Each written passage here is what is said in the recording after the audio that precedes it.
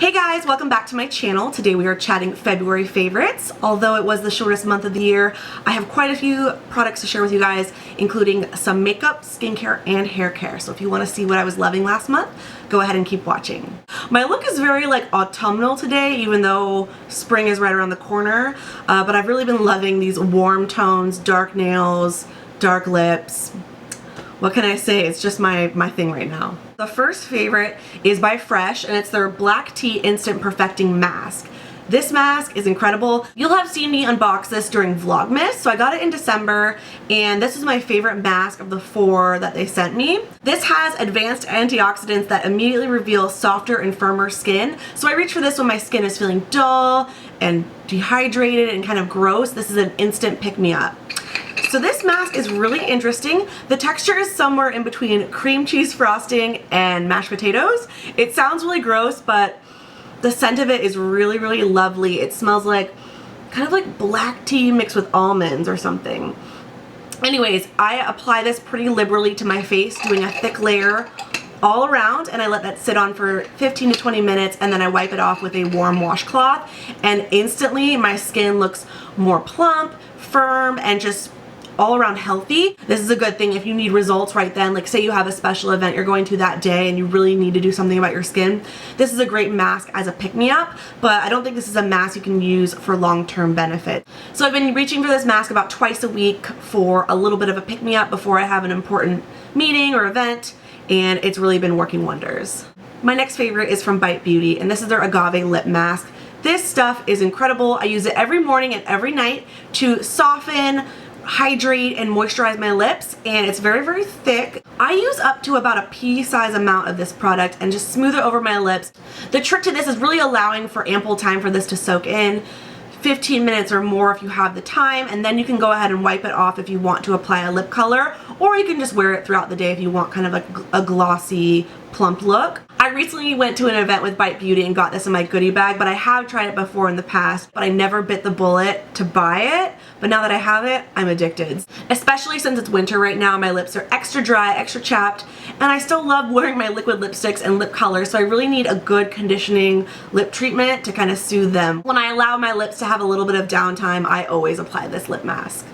My next lip favorite is also something that was sent to me. This is the Milani Amore Matte Lip Cream. You can find these at the drugstore. Milani is super affordable. They're also cruelty-free, which is awesome. I wore this lip color for approximately half of December because it's the quintessential holiday red. There it is swatched on my hand. It is a very cool tone, blue tone red, the type of red that makes your teeth look extra white.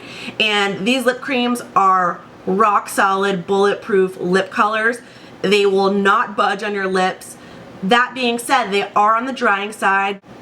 They kind of have that cupcake, easy bake oven type scent, so it's really pleasant to apply. Once this is set and locked and loaded, you cannot fuss with it one bit because it will crumble and flake if you try and layer over top of itself, so you have to be really careful with reapplying this. I would only recommend applying a second layer very lightly and very carefully so it doesn't crumble or bunch up. I wanted to shout it out in February because, you know, obviously February is Valentine's Day month, and I did wear this out when we went out on Valentine's Day. This lip color pretty much survived a pizza dinner with lots of oily appetizers and salads, so I gotta give it to this lip color. It is a really good one from the drugstore. Cool tone reds are my favorite reds to reach for because I love that teeth whitening effect that they automatically have. So this is a great one from the drugstore. The shade name is Beautiful. I don't think I mentioned that yet. Beautiful number 34. I will have it linked down below. Next up, I want to talk about 2 drugstore eyeshadows I've been loving. They are by Maybelline. These are the Expert Wear single eyeshadows. Among the 15 or so shades that they sent to me, these 2 stood out the most. The colors I have are Glow Down, and that's the color on my eyelids today. It's a beautiful light but bright gold. And then Nude Glow, which is kind of more of a coppery rose gold. Here's a swatch of the Glow Down. Beautiful. This is the Glow Down, this gold right here, and this is Nude Glow. I would say I've been wearing Nude Glow a little bit more. My go-to look with Nude Glow is with like plummy colors in the crease to really emphasize my green eyes. But I do enjoy the glow down when I want a more warmer, kind of rusty look on my eyes. This is very reminiscent of Half Baked from the Naked One palette. It's a little less bright. I think these retail for $3.99 at the drugstore, so if you don't have Naked One or Half Baked from Urban Decay, this is a great color alternative. I've also been seeing a lot of people on YouTube trying the Glow Down, the more gold tone, as a face highlighter, and I don't know, I could see it working for that. If you did a much like sheer application, I could definitely see that working. So yeah, definitely been loving these Expert Wear Shadows by Maybelline. I was pleasantly surprised by these. Also from Maybelline, I've been loving the Big Shot mascara. They also sent this to me as well. I actually tend to prefer L'Oreal mascaras, but I hadn't tried a Maybelline one quite a while, but this one I loved. There's a couple reasons I love this mascara so much. One, it's a dry formula. Dry formulas tend to build on themselves better and build a lot of volume quickly.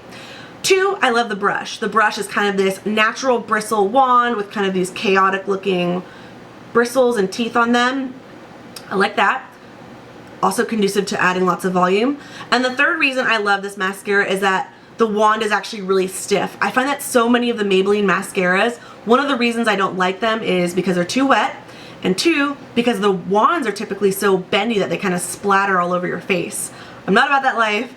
That I have no time or no tolerance for that. I also got lash extensions around the holiday season, and by now they've all shedded off and my lashes are quite short as a result, so I'm in the process of growing them back again. But this mascara is great because it builds on top of itself and gives me a lot of length and volume that isn't naturally there. I find with this mascara, after 2 coats, I get a very fanned out, voluminous look, which I love, and the formula is very dry, and it actually holds a curl all day. And when your lashes are very short naturally, holding the curl is everything because it makes it look like your lashes are much longer than they actually are. Today you can't really tell because I do have falsies on, but in everyday life, I am wearing this mascara every day. So I definitely had to mention this because this mascara has been knocking my socks off lately.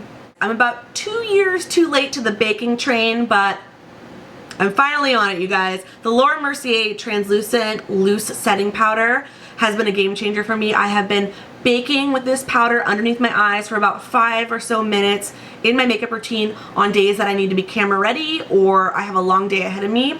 It really helps make a difference in setting my under eye and just making sure that my concealer doesn't melt off or break down throughout the day. I do enjoy the pressed version of this powder for a more lighter, natural under eye set, but for the days that I need to be full glam and camera ready, this is the powder I reach for. I just go in with my already dampened sponge that I use to apply my foundation and just dip the tip into the powder. There's actually quite a bit.